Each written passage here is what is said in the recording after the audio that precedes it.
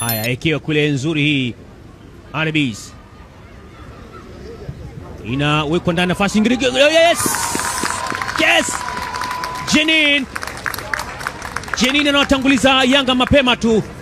Kocha wa Yanga Princess Jenin Mashujaa kwa mabao ambao walivyokwenda kupatikana. Arabis Sahid Rayo Nigeria na Precious alikwenda akaiweka ndani kule.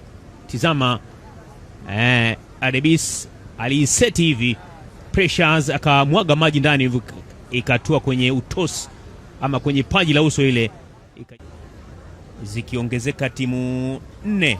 Msimu uliopita ilikuwa ni timu 10. Haya, Jenin vipas, nafasi nyingine kwa Precious, chuma cha pili Precious anaiweka kambani. Raia wanaji, hakuna lawama. Tizama pasi nzuri ambayo vipas na Jenin akakutana nayo akiwa kwenye mwendo wa kasi kabisa. Tizama namna ambavyo alikwenda kukutana nayo Precious Onyinyechi Christopher. Hiyo vipas ya Jenin Mukaneisenga akaenda kamalizia tu mpira ambao alikwenda. Haya, nafasi nyingine tena kwa Palanjo, naeka vipasi nafasi kumalizia kule. Yes, chuma cha tatu Aragesh Kasa anaiweka kambani, chuma cha tatu kwa Yanga Princess.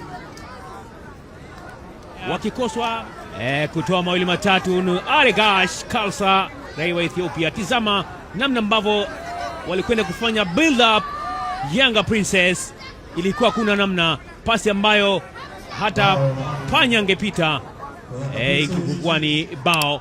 Tizama kazi nzuri ambayo amekwenda kuwekwa, ilikuwa kuna namna ya Aragesh Kasa kuweka kwenye kamba. Yanga Princess 3, Mashujaa Queens hajapata chochote, akimshukuru Mwenyezi Mungu. Aragesh alikosa mkwaju wa penalty.